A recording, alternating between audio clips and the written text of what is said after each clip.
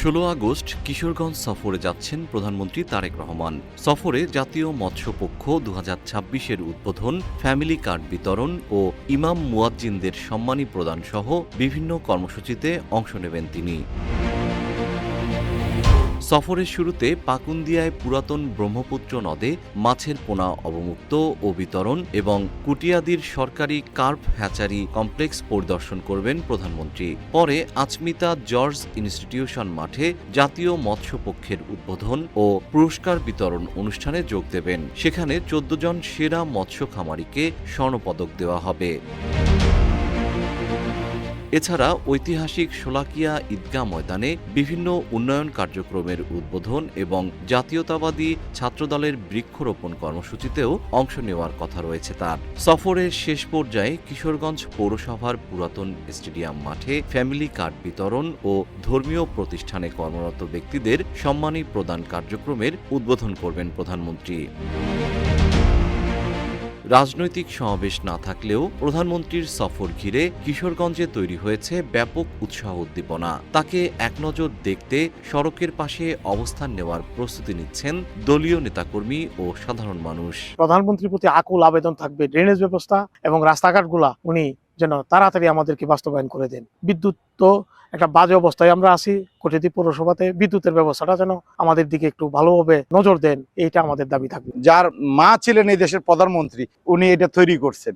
এই হ্যাচারি থেকে পুরো বাংলাদেশে এখান থেকে পণা যায়, এখান থেকে মানুষে যে আমরা মাছ বলি, মাছ থেকে আমরা এই উৎপাদনের পর আমরা খাই। এই মাননীয় প্রধানমন্ত্রী এই এলাকা আসতেছে। আসফিদ ইউনিয়ন বিএনপির পক্ষ থেকে মাননীয় প্রধানমন্ত্রীকে অসংখ্য ধন্যবাদ জানাই। আমরা অত্যন্ত আশাবাদী যে আমাদের কিশোরগঞ্জের উন্নয়নের জন্য যা যা প্রয়োজন আমরা ওই দিন হয়তো ওনার কাছ থেকে এরকম একটি আশ্বাস পাবো এবং অতি শীঘ্রই উনি কথায় এবং কাজের মানুষ, উনি যে কথা দেন সে কাজ করেন। কিশোরগঞ্জের 13টি উপজেলা এবং 8টি পৌরসভা নিয়ে গঠিত 21টি ইউনিট, সকল ইউনিটের নেতৃবৃন্দ উচ্ছ্বসিত এবং সবাই স্বতঃস্ফূর্তভাবে অংশগ্রহণ করে ওই দিন 16 আগস্টের এই প্রোগ্রামকে সাফল্যমণ্ডিত করার জন্য সর্বোচ্চ চেষ্টা করে যাচ্ছেন। উনি আড়িয়ালখাঁ নদীতে এবং ব্রহ্মপুত্র নদীতে উনি পোনা অবমুক্ত করবেন এবং এই যে হ্যাচারিতে দাঁড়িয়ে কথা বলছি সেখানে আসবেন, মৎস্যের প্রজনন বিষয়ে উনি ধারণা নেবেন। সারা বাংলাদেশে যারা মৎস্য ডিপার্টমেন্টে যারা মৎস্য চাষি, বিভিন্ন পেশায় মৎস্য সাথে জড়িত, তাদেরকে উনি পুরস্কৃত করবেন। সারা বাংলাদেশে 6টি হ্যাচারির মধ্যে এই কটিয়াদিতে হ্যাচারিটা অন্যতম, যার জন্য উনি আমাদের এই কটিয়াদিতে আসছেন।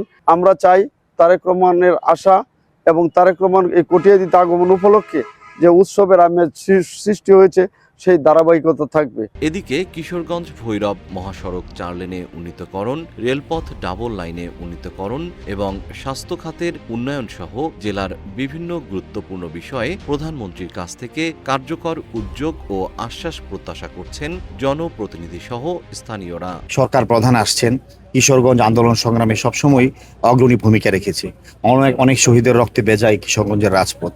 আমরা মনে করি গণতান্ত্রিক আন্দোলনে দেশের প্রত্যাশা অনুযায়ী মাননীয় প্রধানমন্ত্রী দেশকে এগিয়ে নিয়ে যাওয়ার জন্য যেভাবে কাজ করে যাচ্ছেন এবং উন্নয়নের যে উনি একটা রোডম্যাপ তৈরি করেছেন, কিশোরগঞ্জ এর থেকে বাদ যাবে না। কিশোরগঞ্জ ভৈরব টু ময়মনসিংহ রোডটা এটা অত্যন্ত নাজুক ভঙ্গুর, আমরা এটাকে 4 লেন করার জন্য আমরা দাবি রেখেছি, এটাও আমরা চিন্তা করতেছি। কিশোরগঞ্জের যে ভৈরব টু রোডটা আছে, রেল লাইনটা আছে, সেটাকেও ডাবল রেল লাইন করা, পাশাপাশি ট্রেনের যে একটা সমস্যা, আমার একটা নতুন ট্রেনের চিন্তা ভাবনা আছে। কিশোরগঞ্জ ইউনিভার্সিটিটা যেটা হয়েছে সেখানেও ভূমি অধিগ্রহণ চলছে, সেখানে অবকাঠামোগত উন্নয়ন দরকার। আমরা কিশোরগঞ্জ একটা স্পোর্টস ভিলেজ হবে, এটা আমরা ইতিমধ্যেই প্রক্রিয়া শুরু করেছি। স্পোর্টস ভিলেজ হলে সেখানে ইনডোর স্টেডিয়াম সহ সকল অ্যাথলেটিক্স সহ বিভিন্ন ধরনের খেলাধুলার ইভেন্টগুলো থাকবে। স্বাস্থ্য, শিক্ষা, বিভিন্ন খাতে উন্নয়নের জন্য আমরা বিভিন্ন দাবিগুলো আমরা চিহ্নিত করতেছি যে কোনটা আসলে প্রায়োরিটি দেওয়া যায়। প্রধানমন্ত্রীর আগমন ঘিরে জোরদার করা হয়েছে নিরাপত্তা ব্যবস্থা। জিএম শিহাব, রূপালী বাংলাদেশ।